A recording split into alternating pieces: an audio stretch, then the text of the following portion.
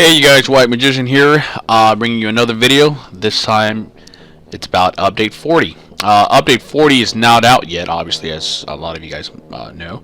Let me run a few notes with you in regards to this update. A lot of you guys I know don't see the forums, and it's justifiable. Obviously, we don't expect you, or a lot of people don't expect you to read the forums. I mean, you know, but I'll run a few of the more important things with you here that I'll mention in this video. One of the more important things is obviously this vending unit 22. I'm obviously using Supreme Magician. I'm on the test server, so I know I use the character White Magician just in case. I'm just mentioning that right now.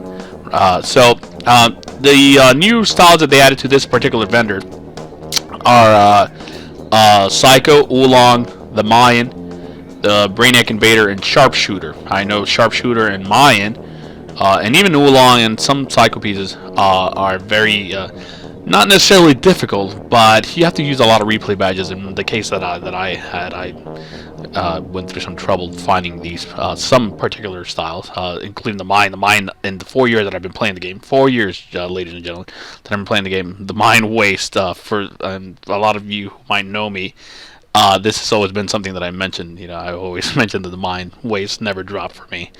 And I replay everything. You know, the I believe are Battle for Earth duos, right? That's what they drop, or at least that's what I've been told or read. But anyways, that's some of the stuff that they added to this particular vendor. As you can see, as I'm scrolling down here, the Mine. Here you go. I'm gonna definitely, once it comes out, I'm gonna be getting it from White Magician. And so the Sharpshooters too. I know a lot of you guys are pretty excited about that or happy about that. But you know, as you can still see, they still is endgame marks or endgame currency that you need to have in order to obtain these pieces. They have added other cool things too. I'm gonna warp right now to my base. The second most important thing, or I should say, it's still the first. A lot of people don't like to use these, but I always recommend what I'm about to show you, the Mainframe Boost.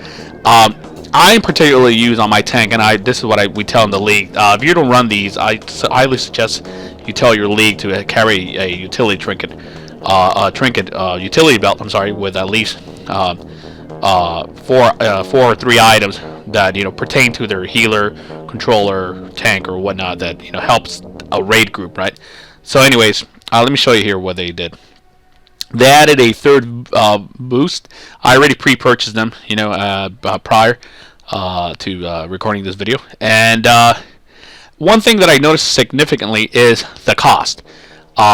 It's 15,000, over 15,000 marks of triumph to purchase the third boost. That's a huge jump for 3,000 something marks of triumph to 15,000. I mean, that is an extremely huge jump. So I haven't tested them out yet, but I'm guessing that they probably do a lot more. A lot of. I mean, it's a huge improvement. I'm trying to guess that. So as you can see, it's 15,625 for the boost 3.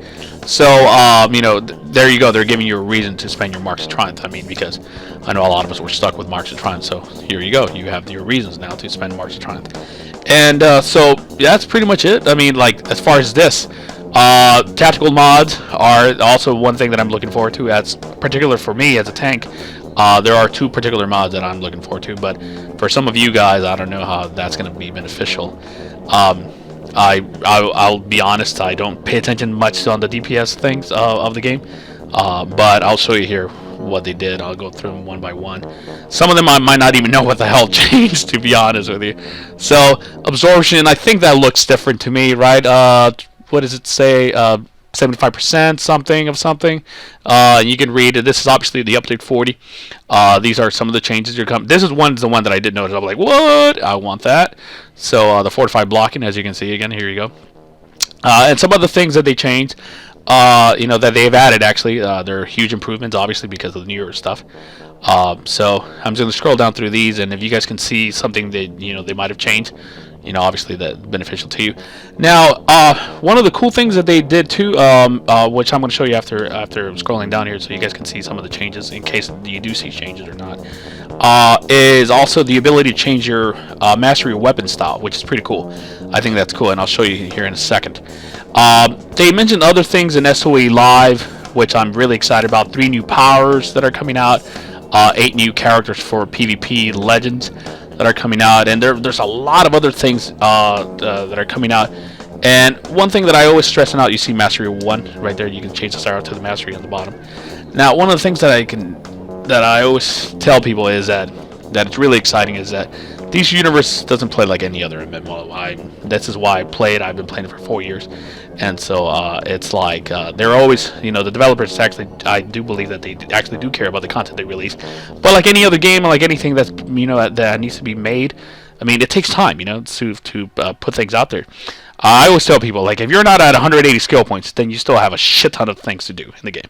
You haven't reached your full capacity, on your main character, your main tune, and whatnot. So, you still have a lot of things to do prior to anything.